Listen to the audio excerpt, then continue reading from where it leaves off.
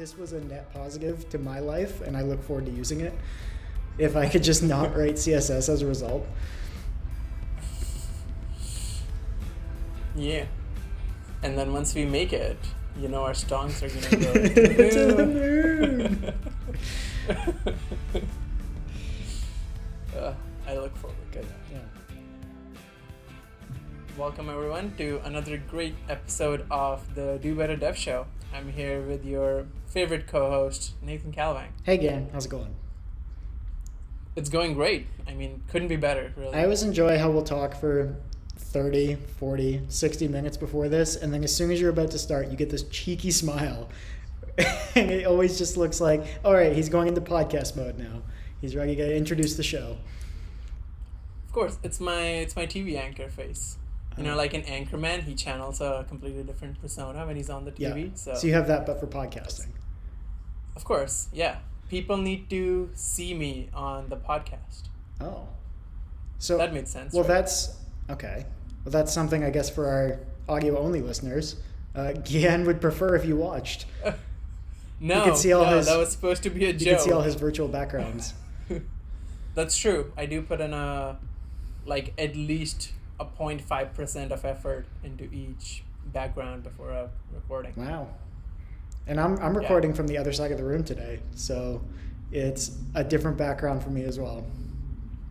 That's true. If you like a nice moving, you're like a news reporter right now. You have the city view in the background running with all the tech. Correct. Yeah. We're basically just doing a proper news show. Yes. So yesterday's news. In yesterday's news tomorrow. We're 3 months behind. So everybody who's listening to this in April, we can tell you exactly what's happening right now on February 2nd. Yeah. So are you okay? No, I hadn't checked to see what day it was. So I wasn't sure what. It's all the same. Now you just think in weekdays now. You forgot the months. Correct, yeah. All that matters is it Tuesday? Do I need to stay awake for this podcast? Or can I drift off and get sleepy? Not be good at talking? No. It's the second day of the week. It's the Tuesday. You're not wrong. I'm sure that's why they're calling it.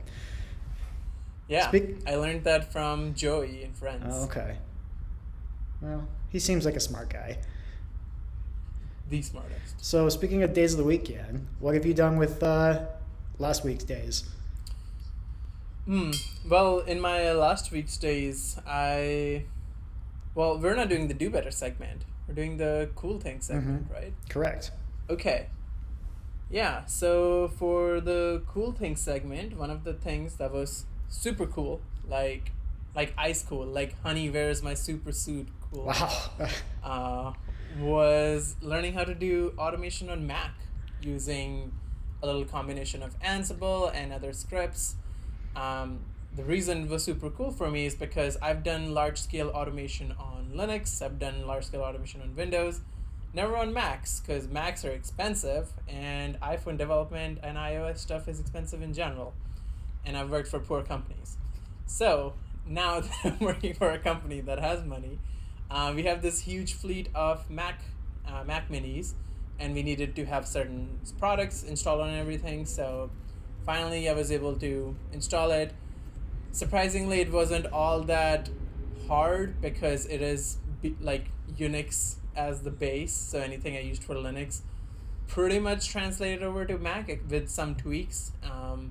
Certain softwares don't support it out of the box, and I can't just brew install everything because there's limitations when you're in an enterprise network or whatnot. But it was really cool because now I can officially add that to my DevOps mindset. I can say always improving that I've done every single major operating system automation. So I'm pretty happy about it. Have you ended up doing anything with Amazon's Mac servers? You mentioned it a few shows ago. We will be. This is the quarter. Unfortunately, one of my colleagues is working on another major Mac provider, so it just made sense that he tests that in addition to AWS instead of two people working on different epics. So I've been reassigned to another project that we should be finishing and working on and focusing. But I'm looking forward to check. I still get to check in with him every few weeks, see if he's running into any blocks, if I can help him, and if he can teach me, which I would be looking forward to that. Yeah, it's a shame not being able to brew install everything, because that's my favorite. Pretty much any package I ever want to install, I just punch it into Google, like brew, install whatever I'm looking for, and see if it exists. And if it does, just go that route and add it to my .files repo so it can just automatically install in the future. It's the best. If you're not using brew and you're on Mac, you should look into it because it's super convenient. Yeah, it'll brew your life into happiness. I'm going to move on and go with my interesting thing from the last week, which is actually from the week before, and I forgot to mention it last week, which is Front-End Masters put out a course on XState, which is a state management tool for front-end that uses finite state machines. And I'm not currently subscribed, but I'm on their email list still, because whenever they get enough courses I'm interested in, I'll buy a month and then go through some of the courses that I like. So I stay on their list, so I see these things come through. And I immediately went to the docs and decided to check out XState, see what it was all about. And it looks great. It's something I hadn't thought too much about as far as whether or not I should be including finite state machines as a mental model in UIs. But it makes a ton of sense because you can essentially just write little rules for how your application should behave.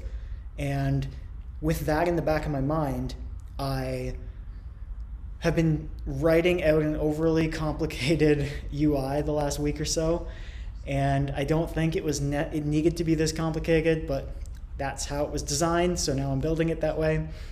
And even though I didn't end up using a finite state machine, because this idea was in my head, I actually ended up just writing out by hand, like, these are the different states, and this is how they would transition between those states, to actually wrap my head around what I was supposed to build, not using a finite state machine.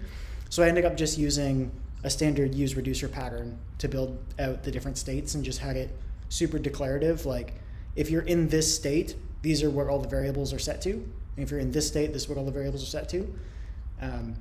But getting my head around what those states need to look like ended up working really well by writing it out as a finite state machine. So I wouldn't necessarily always reach for that, but it was top of mind. I happened to be working on a complex UI at the time that had a lot of state in it, and those two things worked out really well. So I would recommend checking out XState, see if it's of interest to you or it could be useful in a project, because I think depending on the kinds of UI you're building or how your brain works, it could be a good alternative to other state management patterns that you might be using on the front end right now. Very cool. Mm-hmm. Yeah, I mean, that, like, when I was looking at it, in theory it made sense to me, and then I was like, I don't know if there's a practical use for me, so I just moved on. Yeah, so but then I'm not a front-end dev. I don't love the whole use reducer dispatch pattern, and I'm going to get this wrong, but I think that's what's called the flow or the flux pattern, something like that. But I do really like the mental model around a finite state machine. So for those who aren't familiar, the most basic example I saw was if you were to build a finite state machine for a light bulb, it could be something like you have your different states, on, off, and broken. And then you can say the action that you can take at each of those steps and what state that would transition it to. So you would say if it's off and you want to toggle it, you would send the toggle action in, and it would say from on, if you toggle, you will go to off. And if you toggle from off, you will go to on. If you send the break action and you're in the state on, it will go to broken. If you send the break state or action to the off state, it will go to broken. And no matter what you send to broken, it's broken. So it just stays in broken.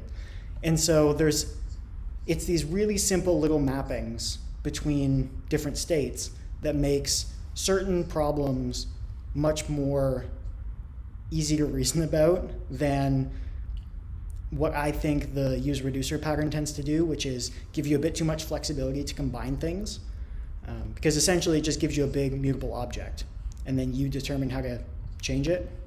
So it could be good, as I said, and I don't want to dwell on this for too long, but I really liked it.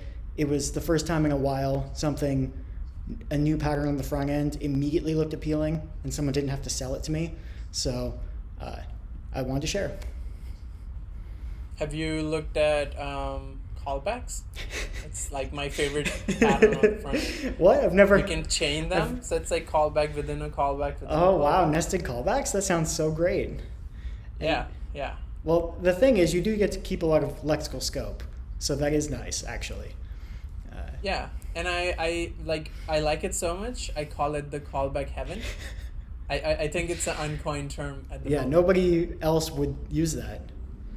Because I think you might be the only one on that trend right now. That would explain why my front end app takes forever to load and Chrome gives me out of memory error. But you know what? It works great. Because when you open in your IDE, it's just like this nested thing that you have to keep following. Yeah. And yeah, I love it. Yeah, don't follow these patterns, listeners. If you can't tell, Gyan is joking. Nobody uses nested callbacks like that. Or at least they shouldn't. And Nobody who's a pro. yeah, they just need to get good.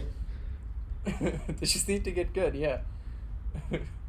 But very cool. Yeah, state machines are great because, for some people at least, I think you and I inclusive, really like that logical approach of just X to Y. Action happened, change state. Mm-hmm. This is our state. Yeah, I like it a lot better than something that can just mutate one of the properties. I like the idea of saying, I sent a toggle action, and I know the only thing that can happen from this state, and I know the only thing that can happen from this state, and it's limited, so it's not like you can end up in a state that shouldn't exist, which is the thing I like about it. Where if you just have a bunch of variables you can change arbitrarily, then you can accidentally create a state where this is on and this is off, and they weren't supposed to be at the same time. But if you have your defined states and your defined transitions, you know the limited number of states you can be in, which is a great way to keep things from introducing accidental bugs when customers actually use it, because as we've discussed before, customers are way better at testing than you are. Yeah, they're the most expensive QA you'll ever get, but they're really good. They're really good. They find all the bugs. Every single one. Every single one. Cool. All right, that wraps up the cool tech of the week Yeah. segment. Did you have... Insert a dramatic sound here. Love it. Could you tell I did that with my own mouth? Whoa, no. This is... No. There was an instrument. Come on. Yeah, okay, you got me. You're no a cappella genius. Maybe one day. Maybe one day. Yeah. This is why you're doing podcasts, right? That's right, yeah, train my voice. So, today, as stated at least, we're going to see how well we can do. We're going to try to talk about data structures. Are we going to talk about algorithms too, or just data structures? Let's stick with data structures for now, because algorithms can have its own episode. Sure. There's a lot more things there. Yeah. And keeping the medium in mind, in that we are on an audio-based podcast, there's only so much you can do as far as these technical topics are concerned. But what we're thinking is discuss some of the common data structures that we work with, where we use them, and maybe ones that we don't use as often but are still really important to know. Who knows how long this will go? It might not be as long of a discussion as some of our other ones, but it's an important topic that will definitely come up pretty much every day. So, and the challenge for us will be explaining each one of these data types into the simplest terms possible. Okay. Okay. Like you could teach your 6-year-old nephew all about data structures tomorrow. Okay. Yeah, this is the challenge. We have to stick to it. Okay. I will keep that in mind. So, Cool. lead by example, Gyan. What is the first data Oh. structure that you have, and how can you explain it to apparently my 6-year-old nephew? Well, the first data structure I have is an array. An array is a list of elements, and if I were to explain it to a 6-year-old, I would say an array is kind of like a group of friends all sitting in a chair, lined accordingly. Chairs are numbered from 0 to 5, not 1 to 5, because that's dumb, and any language that does that should be banned. And any kid who's sitting on any of those seats, then you can label it by them and just say, hey, kid sitting on seat number 3, come here. And that's how you store things. Right. Yeah, so you can get constant time access by index, and you can store things in an ordered way. I think those are kind of the two big things for Yeah, lists. and you can't leave, there's no gaps in array. Right. So everything, they're all in a sequence. So if the kid from seat number 2 has to get up, seat number 4 and 5 kids will shift. Mm-hmm. Yeah, and is the technical definition of an array a single data type, and then a list is mixed? I think so. I think list and so the data structures or types that I've at least noticed are like the higher level ones, and then list is just like a different type of array, just like B trees are just different type of trees, Mhm. kind of thing, right? And then each language has their own little flavor of how those data structures are represented. So yeah, I would say that's true. I just stated like high level things of this is what an array is. And yeah. So it's perfect that you started with an array too, because there was a very short period of time early on when I first started writing code where every problem I saw, I went, oh, this is an array problem. I can solve this with an array. And I don't even know how I could have come up with some of these solutions to force it to be an array, but I was just, every time I'd read a problem that I was trying to solve, I would think, oh, I bet you I can solve this with an array. And I grew out of that pretty quick. It was really only a couple weeks, but I remember that period of time just getting, like, having no other way of imagining a problem being solved other than just, oh, I can throw it in here and then I can look it back up. It was as if I'd never heard of any other way of storing or looking up data of variable length. So, Why would you need to? exactly, yeah. Array is the most superior data type. Done. We're done with this podcast. Right, yeah, you need no other ones. So anyway, point is, if you're at that stage, somehow you found this podcast, there are more data types out there, and we'll talk about them. And I guess the most natural one to go to next would be a dictionary, as it's called in Python, or an object in JavaScript. It's a key-value pair. Mm-hmm. And so... in higher level languages, it's called a hash table. Mm-hmm. Because you do hash, you work on it. Some people, maybe. I actually was wondering about that. So, because I know that I don't know, as I remember, in Ruby, they're just called hashes. And I actually have no clue. And I know in Java they're called a hash map. Yeah, okay, yeah. And I was thinking that a key value pair is kind of a generic name for this data structure. And then a hash map, in my mind, was like, if you're going to hash some values, you know where in this hash table it will end up, and then you can do a linked list at each of those keys to get your value. And so that's to avoid collision. So like if you have a collision where the two things hash to the same value, then you throw them into a linked list and then go through the list to look for whatever you're looking for. And so at least as I understood it, that was the specific definition of a hash map. But the general concept that I'm trying to get at here is the one that's most common and use it pretty much every day, all the time, is some sort of key value store, and where the key is going to either be a integer or a string, and it allows you to point at some piece of data in a unordered collection. So I guess how would I explain this to a kid? If essentially, I guess if you had a group, it would be like having a group of people and you know their name and you just call their name and you get them back. And exactly. Yeah, you don't know anything else about them at the time, but once they show up, then you get to learn more. So that's how that can work. And the benefit there is you get constant time lookup by key, and the difference with an array is it's not, or a difference with an array is that it's not ordered. There's an ordered dict in Python, but in general, they're not going to have a deterministic order. So you're kind of just throwing them into like a pile and saying, these are some values I want to store together, and I want to be able to get them in a constant time.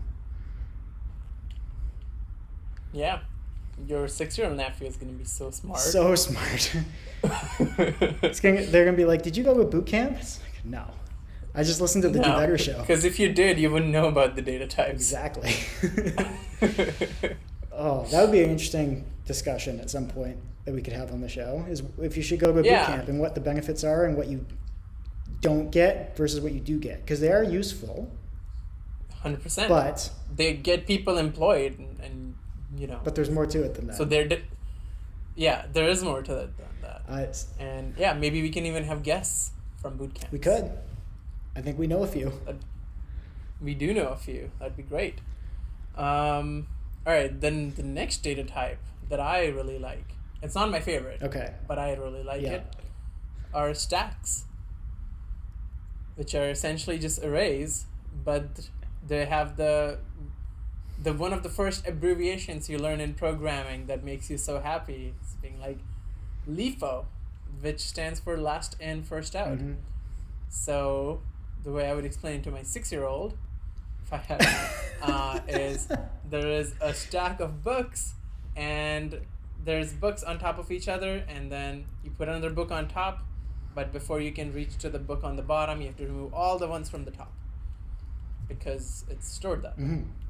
That's how a stack works. Yeah, and stacks are super useful for a lot of different algorithms. Things like palindromes. If you see a problem where it's asking about palindromes, stacks are often really useful for that. They're used in pretty much all higher level languages for creating what scope you're in. So, for example, Python's indentation essentially just represents where you are in the stack.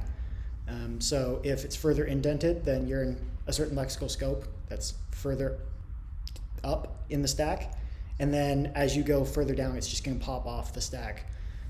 And that's where you get your context from. So they're something I don't use nearly as much unless I'm doing, leak code grinding or something. But they are so integral to a ton of the stuff that we do as programmers, and you should know about them. Yeah, and the first, just very quickly touching on the term you throw in there, popping. The general terminologies with stacks that are used is when you put in the information on it, it's called pushing, and when you take it off, it's called pop, which is just the cutest thing ever. And there's also a peak, technically, where you can peek at. Is that the very? Where you peek at the top value of the stack, but you don't pop it off. Wow. Mm-hmm. I actually did not know about that. That is why you need to read your Cracking the Coding interview when you are on your flight. No. That's why I know these things. I have 3 other books that are sitting that I will be reading on the flight because they're significantly more interesting. And I don't need to retain the information from them. True. Yeah, it's much easier. I can't imagine being like half knocked out on 2 melatonins trying to like remember a coding thing. Yeah, just reading the bit shifting chapter while trying to stay conscious on a flight. Yeah, that'll work out. All right, well. So what's your next? Well, I guess favorite? If you're gonna go stacks, I might as well go queues. So. Nice. Stacks. You had your first in, first out. No. Last in, first out. I was like, I'm approaching this all wrong. Yeah, just remember, guys, he has like close to 5 years of industry. That's right. And with a queue, you have your first in, first out. So if you put something into the queue, that's going to be the first thing that comes out of the queue. And the queue can grow, the queue can shrink, but it's always going to stay in that order. And at least generally speaking, that's how they're set up to work. And that works just like a line in a store. If you get in the queue, or the line like we say in North America, then you get in the line. Ideally, people aren't cutting in front of you. You get to go. If you're the first person in line, you're the first person to go. Second person will be the next person to go, and so on. And this is, again, fairly useful for things like navigating other data structures. So it comes up a fair bit if you're trying to iterate through or navigate through a tree of some sort, and maybe there's like n numbers of children, and you just need to keep on pushing into a queue and process the queue until it's empty, and that way you've checked all the nodes. That's a common way of doing it, and something Gyan would like about it is it's not necessarily going to be recursive, because you just get to process a queue. So you can iteratively navigate through a tree, and that would be breadth first, I believe. And so you would look at the first node, enqueue all the children, and as you process each child, you enqueue all their children, and you'll go just down through the tree side to side. So if you're ever asked to do a breadth first search, take a look at queues and see if they can help you out.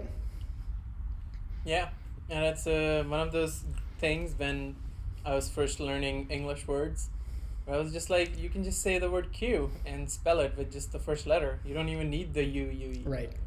You know, it just doesn't make any sense, but whatever, it's there. And honorary mention double Q, DQs, which are just queues, but you can take stuff off from both ends if you really want it. Don't do that, because, you know, why would you? It's like burning the candle at both ends. It's just, I guess that's good for optimization. It's good if you're a rock star. You could. Oh man, that'd be so good. You're like... Everybody's looking for the rockstar programmer. I'm just being like, I clear the queue from both ends, and they'll know it's a big deal. Is that your LinkedIn bio? I mean, it could be. Right now, it just says what my job is. But boo, yeah. Make it interesting. Yeah. That's how you know recruiters have read it when they message you, so that it's not just a mass message. Yeah. Well, yours is more interesting than most already. So that's how I know if they actually read it. That's how they get my attention. So if you want to message me, read it. Okay, now my favorite data structure. Okay. Not because I use it a lot. The one I actually use it all the time is a hash map, hash tables, which are my actual usage favorite. But linked lists, they are the cutest data structure in my head because of how I was taught how they work. So in technical terms, in a linked list, you have a bunch of nodes. Nodes contain information about something, and they know the next node to them. So the first element only knows the location of the second only knows about the third, and they're all just linked in this single chain. There's also doubly linked lists and others, but at the very base, that's what happens. The way I was taught about them, however, was you go to a movie theater, and your teacher, it's like the buddy system. Your teacher gives you a list of your ticket and who you're sitting with, and then they get a ticket of who they're sitting with, and that's how you have a buddy who you can sit with and know where they are at all times. And so that's how then everybody is accountable for everybody else, because if the the linked list gets corrupted at any point, the teacher is in trouble, a child is missing, and that's it. Right, there's just a null pointer exception because Timmy got lost. Man, Timmy just ruining everybody's movie experience, you know? Yeah, we don't want that. I'm really surprised that that's your favorite. It's the cutest one, because it's the one where the teacher and the book actually put in an effort on explaining. Mm-hmm. Everything else was just like, okay, this is the structure, this is how you store things, move on with your life. This is the only one where there's like this whole paragraph of the story. And I was just like, thank you. Thank you for making this just a little bit fun. Gave you some good prose. Huh. Yeah. Yeah, there was that computer organization and structure book, whatever it was called, that I was reading there for a while. I appreciated that book because it would be super dry, and then it would have one sentence of random humor. And so you'd just be reading, it'd be like 40 pages of dry seriousness. And then it would say something like, after they invented USB, because they had nothing else to do, they made USB 2. I'm like, all right. Like, it's one of those unnecessary little phrases, but it makes me remember it now. And I'm like, oh yeah, that's what they did. After they made USB, they made the second one. And it's not a super interesting fact, but it stands out to me as part of the book because it was that little bit of personality. Wait, does that transfer over to USB 3 then? I don't know. It wasn't in the book. Oh, okay. Maybe they had better things to do. Maybe. We'll just never know. Yeah, never know. Oh. And yeah, linked lists. Linked lists are good. They are used navigating a linked list has one of my favorite features of an algorithm because it's such a simple thing, but when you understand it, it's so handy, which is finding the middle of a linked list where you have the runner pattern, where you have the fast runner and the slow runner. And so, I'm surprised you haven't heard this before. So the way you find the middle of a linked list is you have 2 pointers, and one of them increments by 1 each time, and the other one moves forward by 2 each time. And then once the fast runner has reached the end of the list, you know the other one's at the middle. And so if you ever need to do, again, is this linked list a palindrome? That's how you get to the middle of a linked list.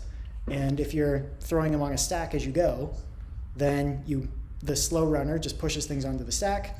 Once the fast runners hit the end, you just start popping things off the stack, comparing them to the next element in the list, and that'll tell you if it's a palindrome or not. And it's so simple, but it's so nice, and it uses a couple data structures we've talked about. So these things all come together. Wow, that is really cool, actually. I'm realizing that I should not be this excited about this. No, you should be. Now that I know of this, I don't think I'll ever forget. Wow. The slow fast runner analogy. Yeah. Also, I think linked list was the first data structure where I didn't absolutely hate writing the recursion, because it's just so simple of, all right, look at myself, look at who I know next. The moment I am somebody who doesn't know where next is, we're good. We can exit out and we're done with this list. And yeah, the whole while next is not equal to null. It's just iterating over it so easily, so quickly, so clean, so elegant. There's also a really cool algorithm. I think I put this one in my favorite algorithms post on nwcalbank.dev, where it's a way of finding a cycle in a linked list where you use the same thing, a fast runner and a slow runner. And if you just iterate through until either the fast hits the end, which means that there is no cycle, or they end up on the same node, which means that there was a cycle and they ran into each other. And it's such a simple thing, but if you don't know that little trick, you're like, oh, I actually have no idea how to solve this. And then as soon as you realize that, it's like 3 or 4 lines of code, and it makes so much sense. So those are the things I like about algorithms. I really don't like the big complicated ones that some people get interested in. I like these simple ones that are so cool and use just quirks of the data structure. So the simple jack algorithm. The what? Simple jack algorithm. Yeah, simple's good. It's the way to go. Simple is great. So I guess another data structure that I actually use quite a bit is a set. And so a set is a collection of unique items. And I don't know if there's many more rules around it other than that, but I don't think so, because it's just a mathematical concept ported over to comp sci. Yeah. So if you're working with a language like, say, JavaScript, that doesn't do a great job at giving you things baked into the language that you'd like to use, like the ability to deduplicate a list or something like that, you can just throw something like those values into a set, if you're working with especially a known quantity of data, like, oh, it's only going to be 25 elements or something like that, just throw it into a set. Now you have unique ones, throw it back into an array, and continue on with your day. So it's one of those data structures that I tend not to use a ton in the front end, and I'll occasionally end up using them if I'm writing some. It tends to be with more, like if I'm writing some Python and I need to join a bunch of data from disparate locations that are related in some way. Oftentimes they end up getting pushed into a set to avoid duplication. So it's like if this user knows a bunch of stuff and this user knows a bunch of stuff, and it's not something where I can just do a distinct query on it, then oftentimes if I'm iterating through attributes, it's nice to be able to just throw it into a set, because you can say, for everything in this user, just add them to the set, and then at the end process the set, and you don't have to worry about duplicates. So it's one of those nice things. And yeah, also they don't have ordering, so you don't get that, but you get uniqueness. So they're very useful. Yeah, set. Yeah, you pretty much covered everything that I know about sets. All right, then the next one I'll touch on, which is a favorite of yours, is trees. Okay, I was like, I'm going to be surprised if it's anything other than trees after that intro. Yeah, trees are great. They have a whole bunch of nodes. Things start at the root node and it goes up, because in computer science, trees are upside down when you visualize them, and yeah, you can't do anything about it, and that's okay, because you know why everything's got to go down to up. Yeah, got to come from up to down. Yeah, there's a YouTube channel that has been recommended by YouTube to me many, many, many times, and I always held off on watching it until they recommended a video called Fizz Buzz in Haskell, You Suck at Programming. And I watched it, and it's the channel is Ben Awad, or Awad, and it's the most deadpan, like satirical, dry programming humor I've ever seen. But he recently did a video about inverting a binary tree, because he was on this other guy's channel and doing like a mock interview, and the guy asked him to invert a binary tree, and he reads the problem. He goes, wait, this is what you have to do? You have to flip it horizontal? I thought you had to flip this thing vertically. And so once he realized it was really easy, he ended up knocking it out really quick and made this video, You Suck at Programming. But highly recommend checking it out, because it's the most ridiculous. He solves it with CSS first, is the thing, and goes on to use some other languages. But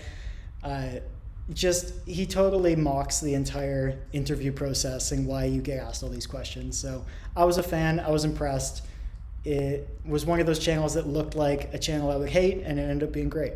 So check that out for a great take on binary trees, or specifically binary trees in that case, but trees in general.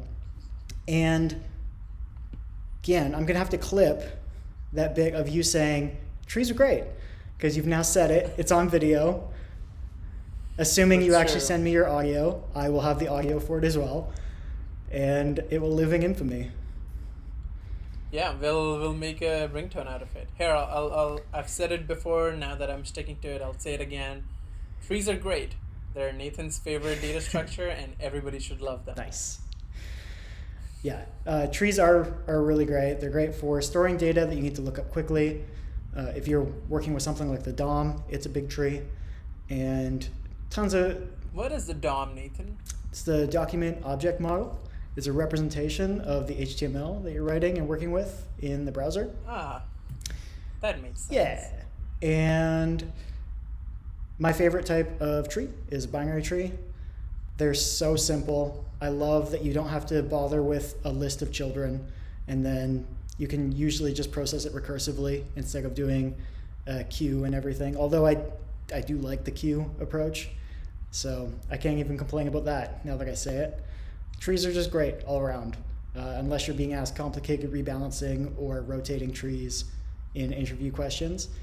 But if you're not doing that sort of thing and you're just using them as they're meant to be used, and not as as if you're building a library to support these sorts of things, then they're excellent, and I highly recommend using them. Yeah, because there's tons of really smart math and other oriented people who've already built these libraries for us. Exactly. So all we need to do is just import B-tree. Yes. And use it. Yes.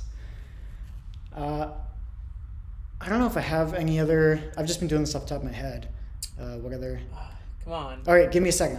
It starts with a G.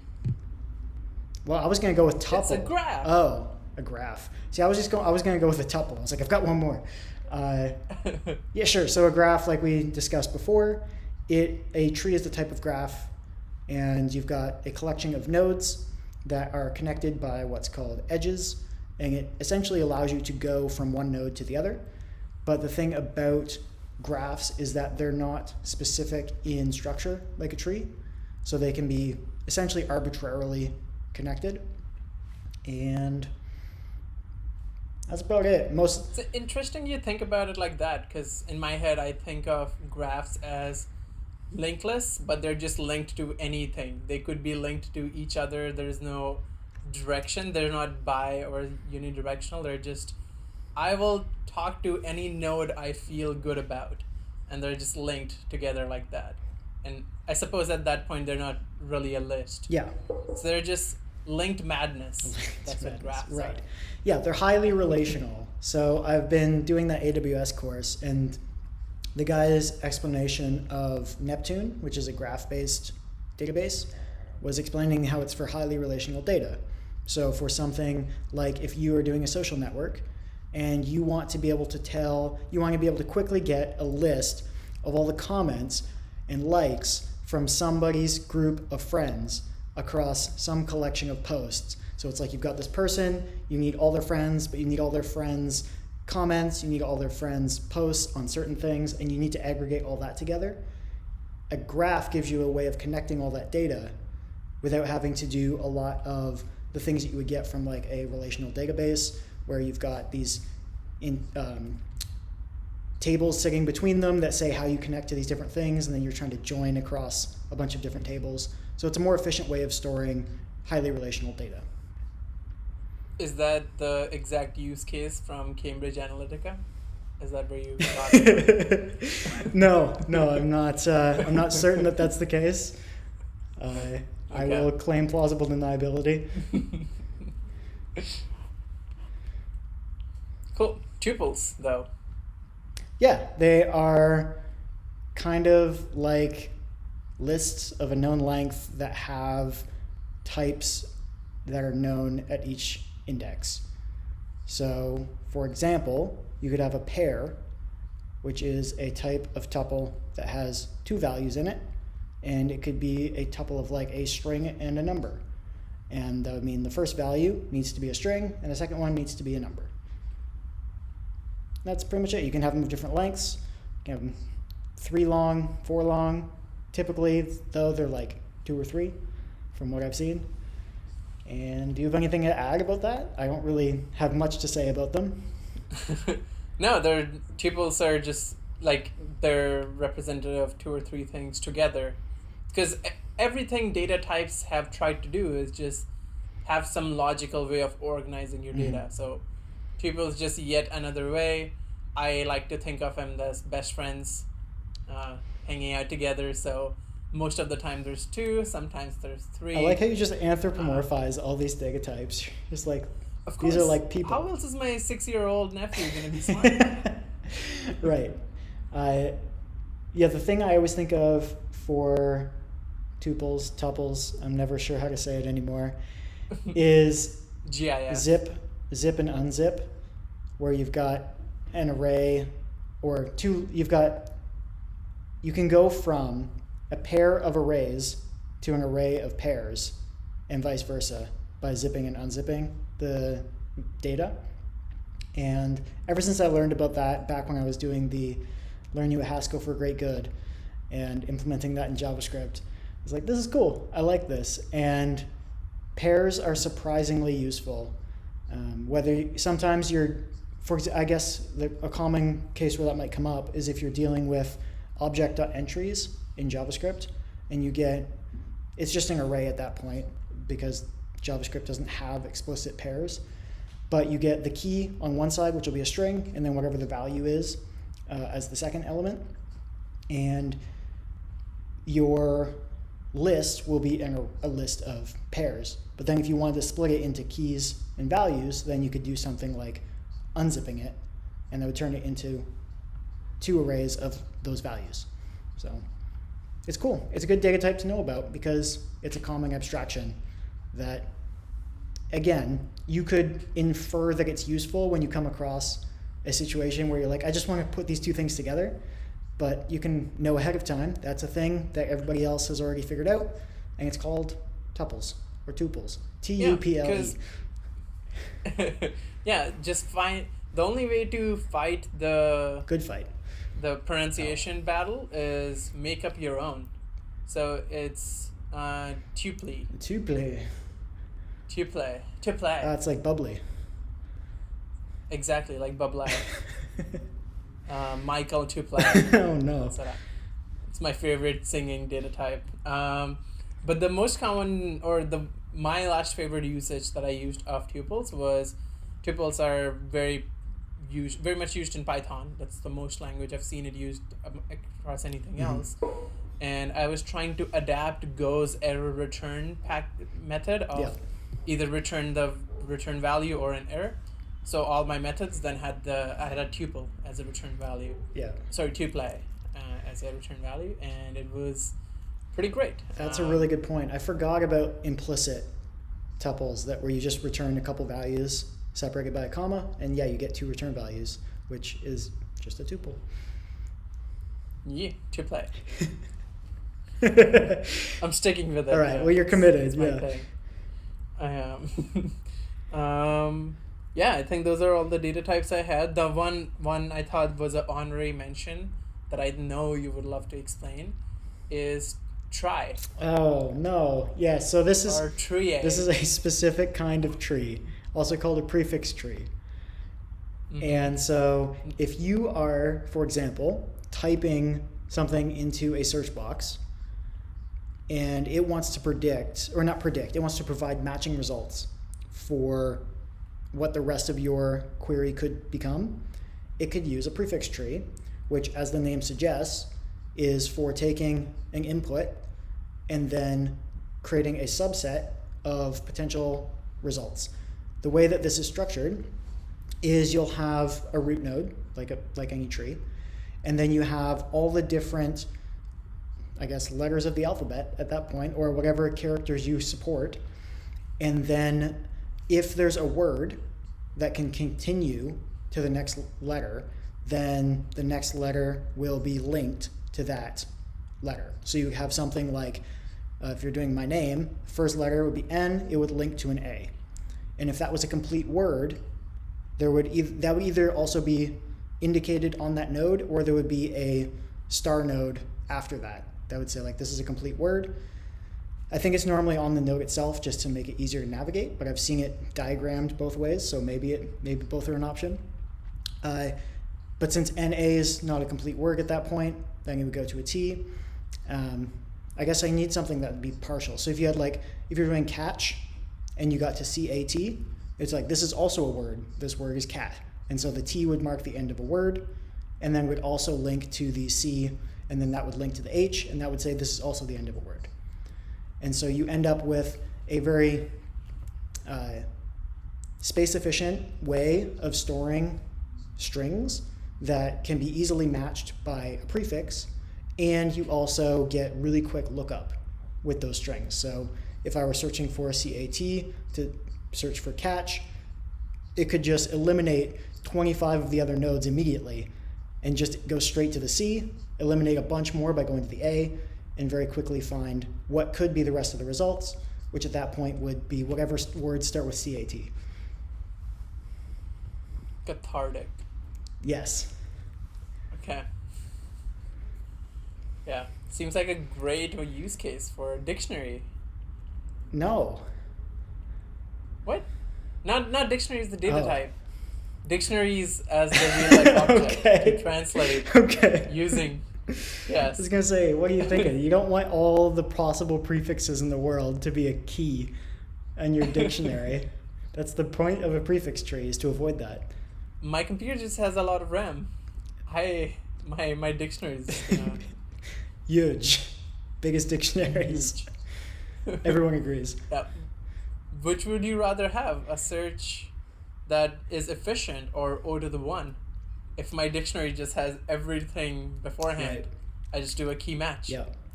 Yeah, so this is what Gyan's hinting at, is the trade-offs in space and time complexity. And yeah, if you have infinite space and all you care about is speed, then I suppose you're correct. Yeah. And if you have a lot of space and you don't care about speed, you could have an array Of of every word. single dictionary. And just go through it every time a user types the word. Correct. Yeah. The benefit there would be you would know what index it was at, and that's about it. Exactly. And then I can cache that index in a Redis server. Except that you're not looking up by yeah. index. Oh, I guess I suppose, yeah, if you're looking up by the word and then cache the index. Right. Yeah. This is Smart. This is the DevOps Take mindset. the DevOps mindset. Take poor performance and just throw Redis at it. Yes. Is that not all of your AWS course? That's what they do. They're like, oh, website slow, CloudFront. Oh, database slow, local caching. Oh, web app slow, caching. That's all. Prod there is slow. Read replica. Done. Table has too many things. Drop table. Fast. It's real fast now. You don't even have to store all the indexes. It's such an improvement. If you don't have a data, you don't have a data problem. You're not wrong. Yeah. Many of you at this point may be wondering how I still have a job. I don't know. I've somehow managed to lie my way into many jobs. Yes, both listeners are very surprised that you're still employed. Both listeners, yes. All right, I guess, do you have any other data types? No, I mean, there's the subtypes of all these, like doubly linked lists and those sorts of things, but I don't really want to talk about them. They just, if you're interested, if some of these sound interesting and you don't already know about them, you can look them up. But yeah, we've kind of covered the basic ones, and hopefully made it clear which ones are actually common to use and which ones you just need to kind of know about, like a prefix tree. Unless you're doing an interview with a certain Canadian company, you probably don't need to know about it. that's true. Because even if you do, it's not gonna matter. It's not gonna matter. Yeah. Unfortunately, Yeah. true. Cool. I will then move us on to our awesome next segment of the Do Better, Just Do Better. Heck yeah. So what did you do better, and what are you going to do better at? All right. So I was supposed to do better, or not supposed to. I'm going to be doing better by the end of March, which is now past for the listeners, by replacing things that are old and battered and need to be replaced, like how I replaced my socks before last show. I was planning on going to get shoes, and then I had to decide between getting groceries and getting shoes. And so I just got groceries. And so at that point, Mech was already closed, which is where I wanted to go get shoes. So I don't have shoes yet, but I will. So I didn't do better there, but that one's got a longer time horizon, so I'm okay. One thing I did do that was, I think, better is generally just like a nice person thing, was I helped one of my friends move over the weekend. Oh, nice. And I was remarkably sore afterwards. We were carrying a bunch of furniture, and being on the shorter side, there's a lot of like curling of things you have to do to hold things higher when other people can hold them with straighter arms.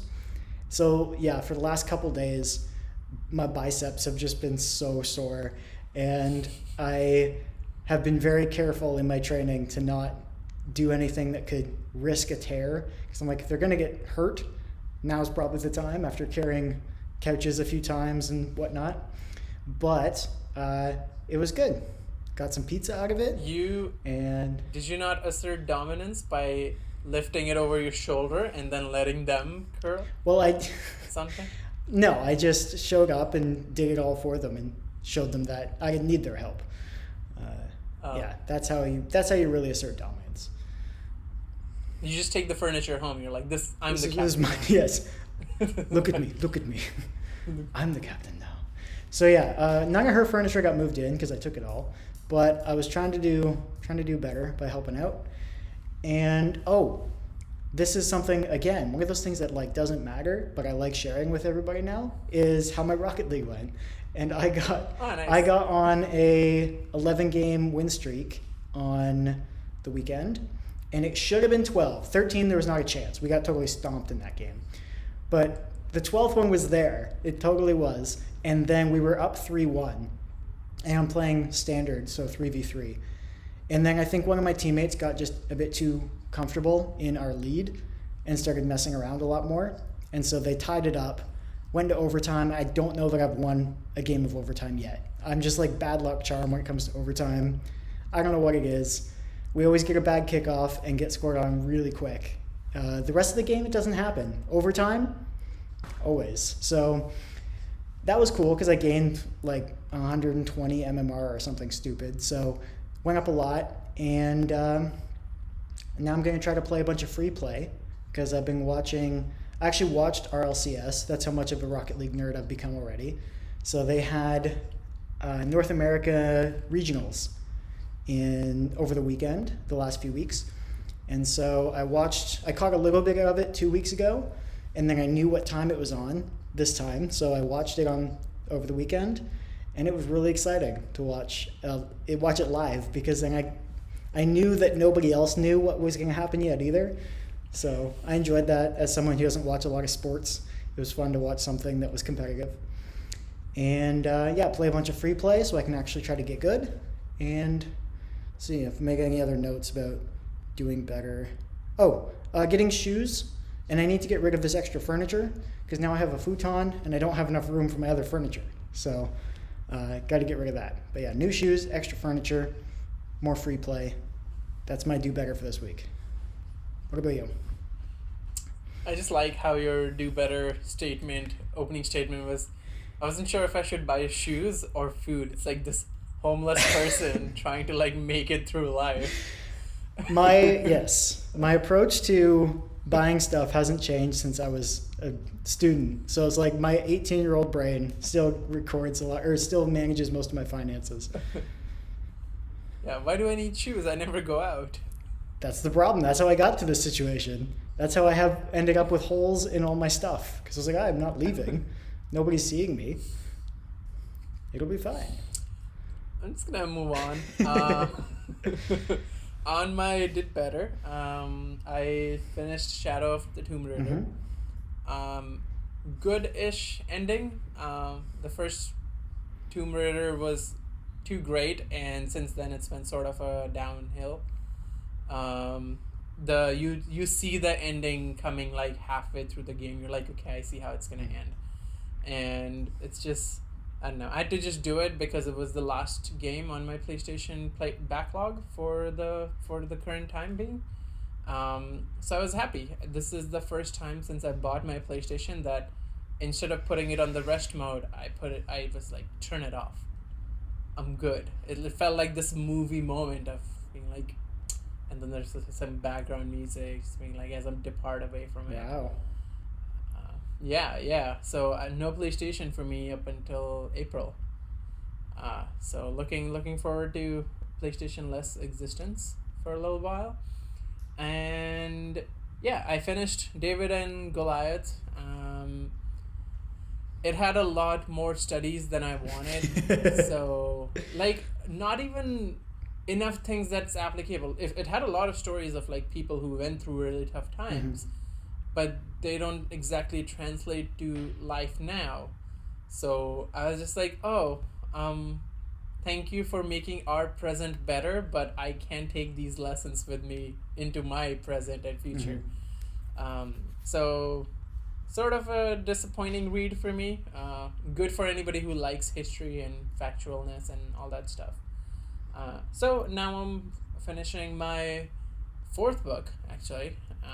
Already 2021, going great so far. It's called Secret of the Ages. I actually like it quite a bit. There's a lot of like hokey stuff in it of being like the whole book is around how everybody has unlimited potential, and there's this thing called the universal mind that you just ask stuff for and you shall get. But it's not it doesn't sit on that too hard. Like that's what it says, but then it has a lot of like stories and things of this is how actionable things, not just sit there and manifest. So I'm enjoying it. There's quite a bit of biblical references in there, and I like knowing religious readings. I don't necessarily follow them, but I like knowing about them, so I'm learning about that a little bit. So yeah, we'll see how that book changes my life. One of the good things it did teach me was about the subconscious mind. Of you tell your brain to help you with something later, and then you sleep on it, and then we all know going crazy with a coding problem, you sleep, next day you can solve it, kind of thing. But one of the things I've started doing from it is if there's a thought going in my mind, if there's something I need to remember or it's driving me crazy, I'll just like close my eyes, be like, hey brain, this is a cool thought, could you remind me about this like tomorrow? And surprisingly it's been working well. At around that time my subconscious or subconscious brain's just like, cool bruh, I'll chill for now. And the next day I'll just remember the thing. I'm sure if I had a busier schedule, things will probably start getting lost. But for now, it works great. So that book has already helped make things a little bit better. I'm at the near the end now, so we'll see. And then yeah, I don't have anything else on my do better this week because I am packing and going to India. Woo! Yeah, looking forward to seeing my brother get married and locked down in India. Maybe I can get a vaccine there while I'm there. So that'd be kind of cool. Although I don't know if I want it because the success rate is only like 70%, which is still pretty good. But then I'd rather have the ones that are in North America with like 90% plus success rates. Right. Yeah, so that was my did and do better. I can't believe I forgot the only legit thing that I've been doing better and need to do better, which is that AWS course. I'm about 3/4 of the way through it, and we had a big like tech debt discussion at work today, and the whole time it was nice being able to hear my brain in the background just being like, oh, we could totally use Athena for that, or oh, if we're putting in in S3, let's work on using it this way, or that doesn't sound like the right use for that service. And even though I didn't have a lot to contribute to the discussion, I was mostly just meant to listen to what the seniors had to say. I appreciated the fact that I at least had some of these thoughts that I wouldn't have had before because I wouldn't have known what the services were specifically meant for. I'd be like, oh yeah, S3 is for storage. But I wouldn't have thought necessarily what the best uses are for it and how you might want to go about querying S3, whether you're like, for this particular use case, does it make sense to use Athena or does it make sense to use Elasticsearch? Like weighing these things, I would have had no idea. Having at least some idea at this point is cool.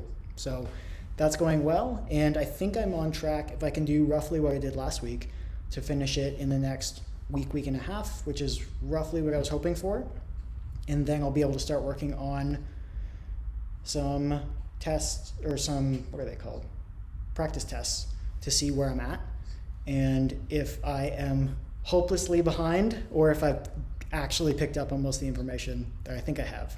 Because if I start doing practice exams and get like 30%, I'll know that I won't be ready for the end of February. If I get, 60, 70%, there's probably a chance I can keep studying the stuff I'm not as comfortable with and get it up to speed before the end of the month. But I'd much rather put in a little bit extra time if I need it and pass, rather than try to rush it to meet some arbitrary deadline I picked and then fail. So we'll cross that bridge when we come to it. Yeah.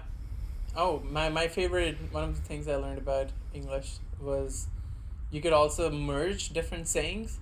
So now instead of saying I'll cross that bridge when I get to it, I generally just say I'll burn that bridge when I get to it. Okay. But that's really cool. I every time you talk about it, I'm just like sold more on I should do it, because it's also the things I really love, and AWS has like 1,000 services. Yeah. And like Athena, I've never used it. I know sort of it's for data, but I've never used Yeah. it. And it would be cool to just learn about it. So Yeah. I think by the time you take the test, I'll very much be like, okay, now I have to do The nice thing too is, so this same instructor, it's a Udemy course. I know Udemy gets a lot of hate for people being like, you can get this for free elsewhere. It's like, trust me, I tried watching the free stuff on YouTube and it's terrible in comparison. Like, there's a reason it was worth the $15 I paid for it. Like, I'd much rather just take this course that's well packaged and structured and gives me the information in a good way. But this guy, he also runs courses for the other tests.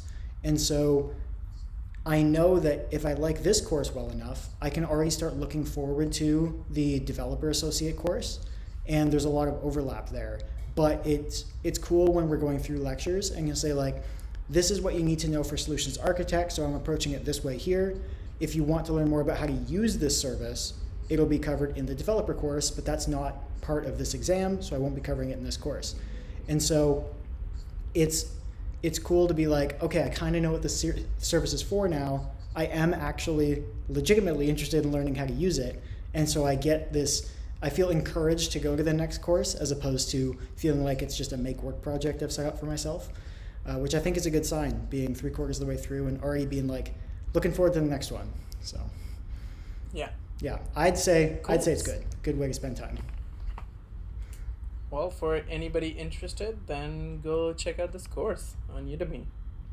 Mm-hmm. Yeah, I guess I'll have to put it in the show notes. Yeah. Cool. Do you have anything else? No, that's all that I had on my radar and in my notes. Nice. All right. Well, I guess this is the last one before you leave for India. So hopefully we'll talk. Depending on the noise, we'll probably just text talk. Yeah. But yeah, like by whatever the next episode is, if I can't record anything because of noise or internet, there'll be more live. We don't have to do the whole shebang of 3 months later. That's right. This is what we're talking about. Yeah. So we'll have. That's why we have this nice buffer. We might churn through some of those. I'm sure we will, and resume in a month or so. Is that when you get back? 2 months. 2 months. All right, cool. Yeah, we've got 10 episodes, so yeah, we'll still have a little bit of buffer there. And if we seem rusty in the next episode, it's because we are. Yes, but thank you so much for listening. Hit us up on social, YouTube, wherever you can find us. Any feedback is great. And yeah, send us your ideas. If there's anything else you'd like us to chat about, we'll obviously keep bringing cool tech content that we think is cool. But if you don't, tell us why, and we can maybe do something better. That's right. Thanks for listening. Bye.